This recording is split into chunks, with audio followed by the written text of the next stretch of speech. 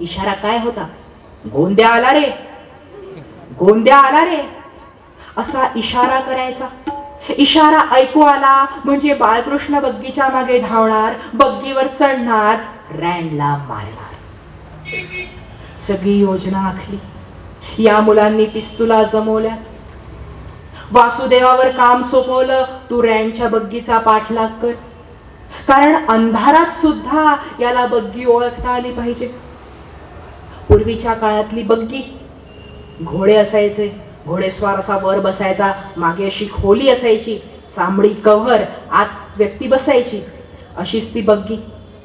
आता बग्गीच्या मागे धावायचं म्हणजे घोड्यांच्या टापांचा आवाज आणि आपल्या पावलांचा आवाज एकमेकांना मॅच झाला पाहिजे. बग्गीतल्या माणसाला कळता कामा नये की आपल्या मागे कोणी धावतंय. म्हणून बग्गीच्या मागे धावण्याचा सराव वासुदेवाने 4 ते 5 दिवस केला. म्हणजे आज ठरलं आणि उद्या मारू असलं काही प्रकरण ते नव्हतं. सगळी योजना आखली. इंग्रजांची सेलिब्रेट करायची पद्धत, खाना म्हणजे आधी खाट खाट खाट खाट खाट खाना, पिना, नाचना, सो जाना, झालं सेलिब्रेशन. आजची आपली तरुण पिढी असं सेलिब्रेट करते हो. 31st खाना पिना ऐश करना. कुठे चालली आपली तरुण पिढी? असा समारंभ झाल्यानंतर तो रँड निघेल आणि गणेश खिंडीत त्याला मारायचं. समारंभाच्या वेळी तिथे फटाक्यांची आतिषबाजी होणार. फटाक्यांची आतिषबाजी बघण्याची मुभा सामान्य जनतेला आहे. म्हणून वासुदेव त्या गर्दीमध्ये कलेक्टरच्या वाड्याजवळ थांबणार. सगळी योजना आखली. 22 जून 1897 आणि आता ही मुलं निघाली. मंगळवार 22 जून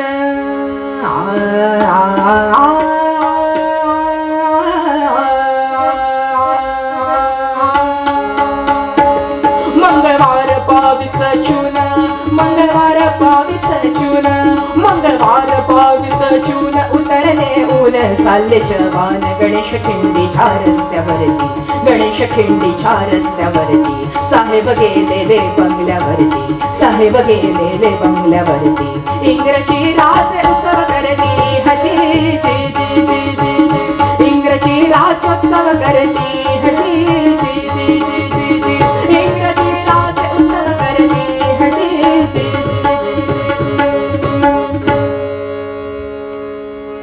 मुलं आता निघाली आहे.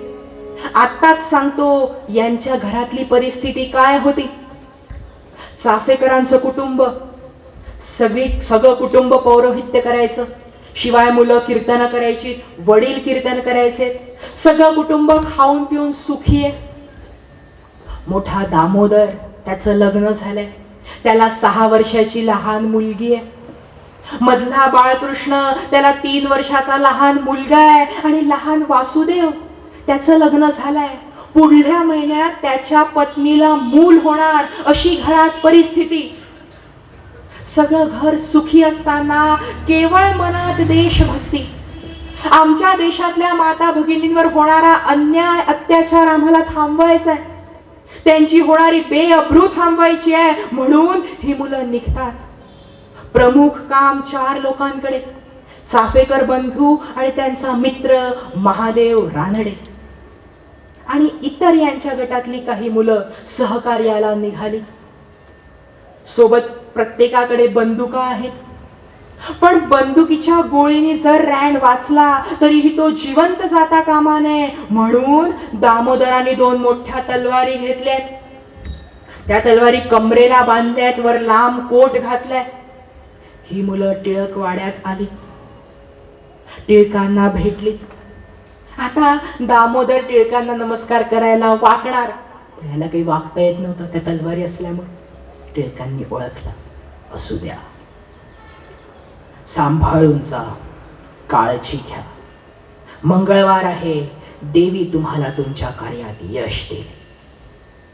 मात्र एक करा, रँड संपल्याबरोबर माझ्यापर्यंत बातमी आली पाहिजे अशी व्यवस्था करा. निघा. ही मुलं निघालीत. वासुदेव इकडे कलेक्टरच्या वाड्याजवळ आला. फटाक्यांची आतिषबाजी झाली. आता रात्र झाली. सगळे लोक वापस जायला लागले. हा वासुदेव तिथेच आजूबाजूला घुटमळतोय, फिरतोय, रॅनची वाट बघतोय. एका पोलिसांनी याला पकडलं. क्या कर रहे हो? हा वासुदेव पूर्ण कॉन्फिडन्सने सांगतो, ये जो तुम फटाके उड़व रहे हो ना, वो देखने के लिए मैं आया हूं. आपलं हिंदी.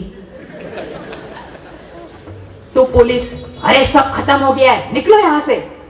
हाँ जाता हूं क्या जल्दी है. हा इथे आजूबाजूला फिरतोय आणि आता जवळजवळ मध्यरात्र झाली. सेलिब्रेशन संपलं. आता एक एक इंग्रज अधिकारी परत जायला सुरुवात झाली आणि रात्रीचे वाजले 12, रात्रीचे वाजले 12, चहूकडे अंधार सारा, चहूकडे अंधार सारा. मध्यरात्र झाली. सगळे इंग्रज अधिकारी वापस जायला सुरुवात झाली. एक एक बग्गी यायला सुरुवात झाली आणि आता रॅनची बग्गी निघाली. चहूकडे अंधार सारा, पाठलाग सुरू मग केला, पण कळलं नाही कोणाला. पाठलाग सुरू मग केला, पण कळलं नाही कोणाला. खिंडीच्या आले वळणाला, खिंडीच्या आले वळणाला, इशाऱ्याचा शब्द मग केला. रॅनची बग्गी तिथून निघाली. रॅनची बग्गी तिथून निघाल्याबरोबर वासुदेव बग्गीच्या मागे धावायला लागला. बग्गी गणेश खिंडीत आली. गणेश खिंडीत बग्गी आल्याबरोबर वासुदेवानी इशारा केला, गोंद्या आला रे, गोंद्या आला रे. आणि तो इशारा ऐकल्याबरोबर बाळकृष्ण पुढे धावला. बाळकृष्ण पुढे धावला. झटकन धरलं बग्गीला. बग्गीच्या वरती तो चढला. पडदा बाजूला केला. पडदा बाजूला केला. लक्षात घ्या, चालत्या बग्गीवर उडी मारून चढणं एका दिवसाचा सराव नाही. बाळकृष्णाने तसा सराव केला आहे. बग्गीच्या वरती तो चढला. पडदा बाजूला केला. साहेब बघितला. आपलं पिस्तूल काढलं. साहेबावर रोखलं आणि धडधडा काढला बार साहेब मारेला. धडधडा काढला बार साहेब मारेला. धडधडा काढला बार साहेब मारेला. पण घोटाळा मोठा हो झाला. घोटाळा मोठा हो झाला. भलताच साहेब गेला. भलताच साहेब गेला. बाळकृष्णाने त्या साहेबावर गोळ्या झाडल्या. बग्गीच्या बाहेर उडी मारली. अंधारात पळून गेला. मात्र इशाऱ्याचा शब्द पुन्हा आला, गोंद्या आला रे, गोंद्या आला रे. अर्थात बग्गी चुकली आणि अशा वेळी दामोदरानं वेग तिथं घेतला. दामोदरानं वेग तिथं घेतला. झटकन धरलं बग्गीला. बग्गीच्या वरती तो चढला. पडदा बाजूला केला. आता साहेब नीट बघितला. आता साहेब नीट बघितला. आता चुकायला नको. लक्षात घ्या, 2 तलवारी कमरेला बांधल्या असताना दामोदर त्या बग्गीवर चढला. साहेबाकडे बघितलं, तो रॅन साहेब दिसला. दामोदराने आपलं पिस्तूल त्याच्या मानेला लावलं. रॅन साहेब पिऊन तर्र आहे. त्याला मानेला थंड स्पर्श झाला पिस्तुलाचा, म्हणून हा वळला. याचे ते हसणारे दात, ते सोन्याचे दात बघितले. दामोदराच्या डोक्यात खून पेटला. 1 2 3 4 6 बंदुकातल्या 6च्या 6 गोळ्या त्याने त्या साहेबावर झाडल्या. बाहेर उडी मारली. धडधडा काढला बार साहेब मारेला.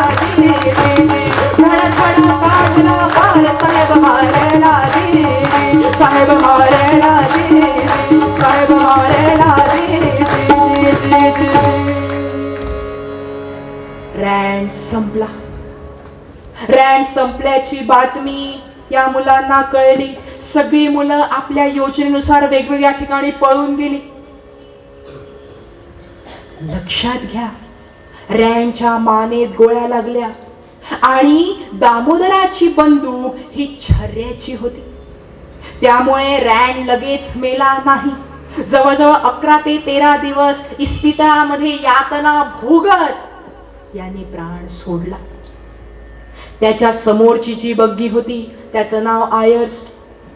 त्याच्या छातीत गोळ्या लागल्या. तो जवळजवळ संपण्याच्या मार्गावर होता. त्याच्या समोरची बग्गी, त्या साहेबाचं नाव लुई. आता आयर्सला गोळ्या लागलेत. तो रक्ताच्या थारोळ्यात पडला आहे. त्याची पत्नी ओरडाआरडा करायला लागली. ती बाई इंग्रज असल्यामुळे ती ओरडायला लागली, उई उई उई. समोरच्या लुईला वाटलं कोणी आपल्याला आवाज देत आहे. त्यांनी बग्गी थांबवली. आयर्सची बग्गी थांबवली. बघतो तर काय, रक्ताच्या थारोळ्यात पडलेला तो आयर्स. मागची बग्गी थांबवली. रँडच्या मानेमध्ये गोळ्या शिरलेल्या. झालं, पोलिसांना बोलवण्यात आलं. सगळ्या पुण्यामध्ये धोक्याची घंटा वाजवण्यात आली. सगळ्या पुण्यामध्ये बातमी पसरली. जवळजवळ पहाट झाली. ही मुलं वेगवेगळ्या ठिकाणी पळून गेली. वासुदेव तीरासारखा पळत टिळकवाड्यामध्ये आला. लोकमान्य आपल्या सहकाऱ्यांसोबत कार्यालयात निघत होते. याने दुरून लोकमान्यांना बघितलं. मुलगा हुशार होता. दुरूनच ओरडला, लोकमान्य, गणेश खिंडीतला गणपती नवसाला पावला. लोकमान्यांनी ओळखलं. अरे वा, सांभाळून राहा, काळजी घ्या. वासुदेव निघाला. इकडे दामोदराने आपल्या तलवारी, सगळी पिस्तुलं एका विहिरीत फेकून दिली आणि दामोदर घरी आला. घराबाहेरच्या हौदातल्या पाण्याने स्नान करत बसला. सुतक संपल्यासारखा स्नान करत बसला. तेव्हा त्याची 6 वर्षाची मुलगी ती त्याच्या जवळ येते. बाबा, सगळ्या पुण्यामध्ये बातमी पसरली आहे, रात्री कोणीतरी रँडला मारलं म्हणे.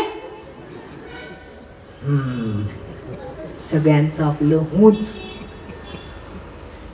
आणि त्या दिवसानंतर काही काळाने चाफेकरांना पकडण्यात आलं.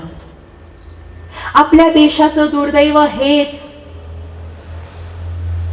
की आपल्या देशामध्ये जो भ्रष्टाचार आहे, ही भ्रष्टाचाराची जी कीड आहे, ही कीड त्या काळापासूनच. त्या काळात सुद्धा पैशाला विकले जाणारे फितूर होते आणि इंग्रजांनी त्याचाच फायदा घेतला. इंग्रजांनी चाफेकरांवर म्हणजे रँडला मारणाऱ्यांची नावं सांगणाऱ्यांना पुरस्कार जाहीर केला, पैशाचा पुरस्कार. आणि आपलं दुर्दैव हेच की चाफेकरांच्या गटातले 2 सख्खे भाऊ, त्यांचं नाव द्रविड बंधू. या द्रविड बंधूंनी इंग्रजांना बातमी दिली. इंग्रजांनी या कामासाठी, रँडला मारणाऱ्यांना पकडण्यासाठी एक मस्त पोलीस अधिकारी नेमला.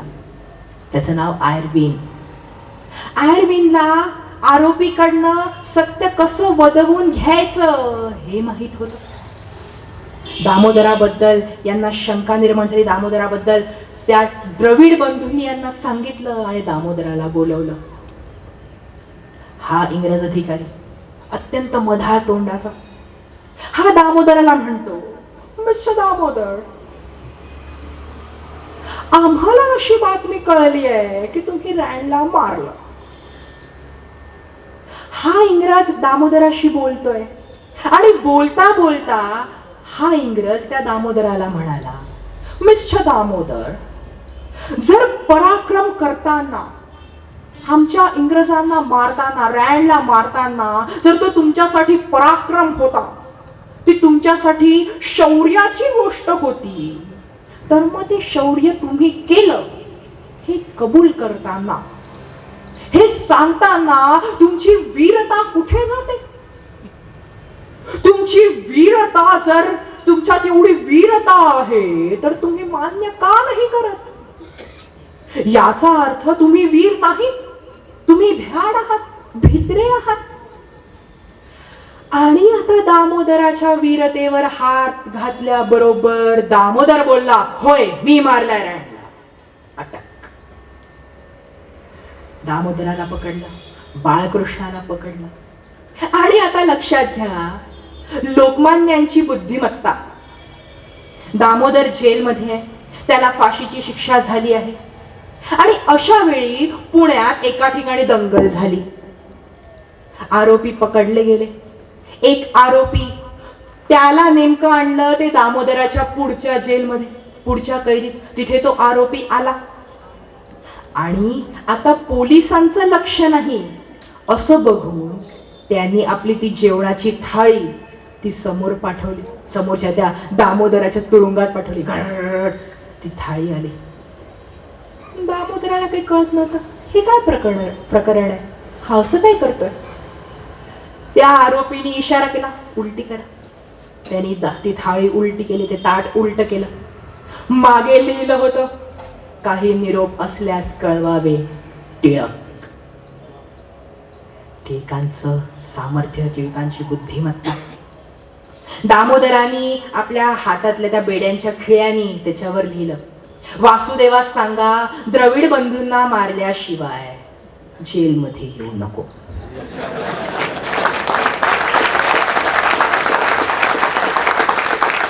ती थाळी समोरच्या आरोपीकडे पाठवली. तो आरोपी सुटला. वासुदेवापर्यंत बातमी आली आणि आता वासुदेव आणि महादेव रानडे दोघांनी ठरवलं, आपण त्या द्रविड बंधूंना मारायचं. या मुलांनी पठाणाचा वेश धारण केला. रात्रीच्या वेळी ही दोन मुलं म्हणजेच वासुदेव आणि त्यांचा मित्र महादेव रानडे दोघं द्रविड बंधूंच्या घरी गेले. दार वाजवलं. द्रविड बंधू, तुम्हाला आरविन साहेबांनी बोलावलंय. द्रविड बंधू बाहेर आले. एवढ्या रात्री? उद्या येतो. उद्या साहेब मुंबईला जाणार, मग 1 महिना काही येणार नाही. तुमच्या माहितीनुसार चाफेकराला पकडलंय. आता तुमची ती रक्कम तुम्हाला द्यायची आहे. जर साहेब निघून गेले तर 1 महिना तुम्हाला पैसे मिळणार नाही. आपले पैसे मिळणार नाही, पैसे जातील. द्रविड बंधू निघाले. द्रविड बंधू चालतायत, मागे वासुदेव आणि रानडे दोघ जण. आणि आता द्रविड बंधू थांबलेत. आणि आपल्या बरोबर पठाण होते, हे मागे वळले. बघतात तर काय, समोर वासुदेव आणि रानडे दोघांनी पिस्तूल रोखलेलं. हरामखोरांनो, आमच्या भावाविषयी गद्दारी करा, इंग्रजांना मदत कराल. दोघांनी पिस्तूल रोखलं, पिस्तुलाचे वार काढले. द्रविड बंधू पळणार. एकाच्या छातीत गोळी लागली आणि एकाच्या पायाला लागली. तो पायाला गोळी लागलेला द्रविड बंधू तो पडला. वासुदेव त्याच्या जवळ आला, त्याच्या छातीवर पिस्तूल रोखलं, गोळ्या झाडल्या. दोघ जण पळून गेले. अर्थात पुढे वासुदेव आणि महादेव रानडे दोघांनाही पकडण्यात आलं आणि आता चौघांनाही एकाच दिवशी फासावर लटकवण्यात आलं. आणि आता गोष्ट बरीच मोठी आहे, बऱ्याच बारकावे सांगू शकतो, पण जरा वेळेचं बंधन आहे. या ठिकाणी एक मोठा प्रश्न उद्भवतो, प्रश्न निर्माण होतो की चाफेकरांनी रँडला ज्या कारणासाठी मारलं, आमच्या भारतीय स्त्रियांवर जो अन्याय होत होता, त्यांची जी बेअब्रू होत होती, ज्यासाठी चाफेकरांनी मारलं, त्याचं काय झालं. तर या प्रश्नाचं उत्तर लोकमान्य टिळक केसरी वर्तमानपत्रात देतात. टिळक लिहितात, रँडला कोणी मारले आम्हास माहित नाही. माहिती सगळं आहे, तरीही लोकमान्य लिहिण्याची पद्धत. रँडला कोणी मारले आम्हास माहित नाही. मात्र या घटनेवरून भारतीयांना एक कळले आहे की एवढा मोठा आवाज काढल्या वाचून इंग्रजाला ऐकू येत नाही. लोक म्हणतात रँडला मारणारी मुलं माथे फिरू होती. मला या लोकांना सांगावेसे वाटते, त्या मुलांकडे माथ होतं, डोकं होतं म्हणून ते फिरलं. आपल्याकडे फिरण्यापुरतं सुद्धा माथ नाही. आणि रँडच्या मृत्यूनंतर आज पुणे, नगर, नाशिक, सातारा या जिल्ह्यांमधली परिस्थिती बदलली आहे. ज्या ठिकाणी आमच्या भारतीय स्त्रियांच्या तपासणी करता पोलीस जात होते, त्या ठिकाणी आमच्या मायमाऊलींच्या तपासणी करता आता डॉक्टर्स जायला लागले आहेत, नर्सेस जायला लागले आहेत. त्यामुळे या माथे फिरूंच्या या पराक्रमामुळे, या कामामुळे आज आमच्या भारतीय स्त्रियांची होणारी बेअब्रू थांबली आहे. आणि आमच्यासारख्या दुर्बळांपेक्षा इंग्रज माथे फिरूंना जास्त घाबरतो, हे यावरून सिद्ध झालंय. लोकमान्यांनी लिहिलंय, अर्थात चाफेकरांचं बलिदान व्यर्थ गेलं नाही. मगाशी मी तुम्हाला सांगितलं चाफेकरांच्या घरातली परिस्थिती काय होती. सगळं कुटुंब सुखी, पण केवळ देशभक्ती, आमच्या देशातल्या आमच्या मायमाऊलींची, भारतीय स्त्रियांची होणारी बेअब्रू थांबावी, आमच्या भारतीयांवर होणारा अन्याय थांबावा म्हणून चाफेकरांनी आत्मबलिदान दिलं. अशी असते देशभक्ती. अशी भक्ती ईश्वराला आवडते. म्हणून पूर्वरंगात संत शिरोमणी तुकाराम महाराज म्हणतात, हेची थोर भक्ती आवडते देवा, हेची थोर भक्ती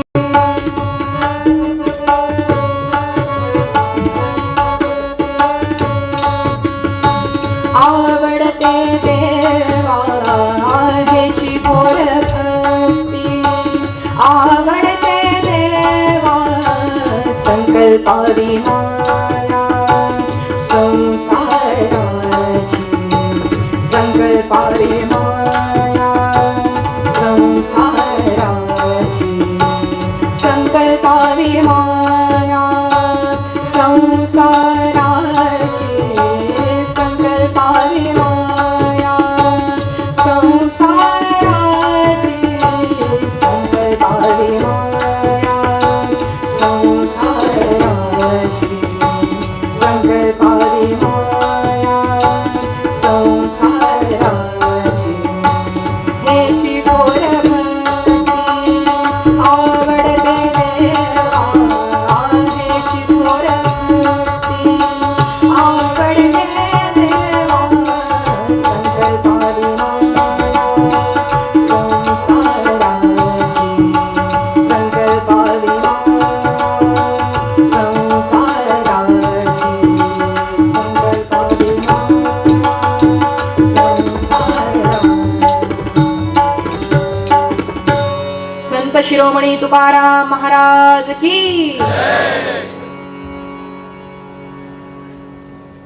उपस्थित तरुणांना मी हात जोडून पाया पडून विनंती करतो, तुम्ही मनात देशभक्ती निर्माण करा, भगवत भक्ती करा, मातृपितृभक्ती करा, गुरुभक्ती करा, राष्ट्रभक्ती करा.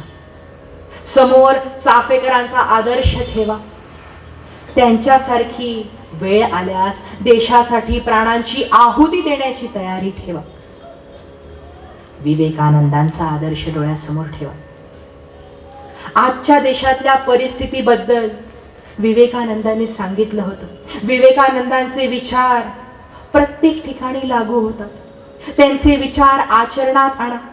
विवेकानंदांनी सांगितलं होतं, स्त्रियांचा सन्मान करून पाश्चिमात्य देशांनी स्वतःची उन्नती साधली आहे. भारताला जर स्वतःची उन्नती साधायची असेल तर भवानी मातेच्या, देवीच्या स्वरूप असणाऱ्या स्त्रियांचा उद्धार झाला पाहिजे. त्याशिवाय देशाचं भवितव्य उज्ज्वल होणं शक्य नाही. विवेकानंदांच्या या विचारांची आज देशाला नितांत गरज आहे. मी तुम्हाला विनंती करतो, विवेकानंदांचे विचार आचरणात आणा. मनात देशभक्ती निर्माण करा. आपल्या माता पित्यांची सेवा करा. मातृपितृभक्ती, गुरुभक्ती निर्माण करा. या पवित्रशा वास्तूमध्ये चांगल्या गोष्टींचा स्वीकार करा. मनात वाईट गोष्टी असतील तर त्यांचा त्याग करा. एवढी तुम्हाला विनंती करतो.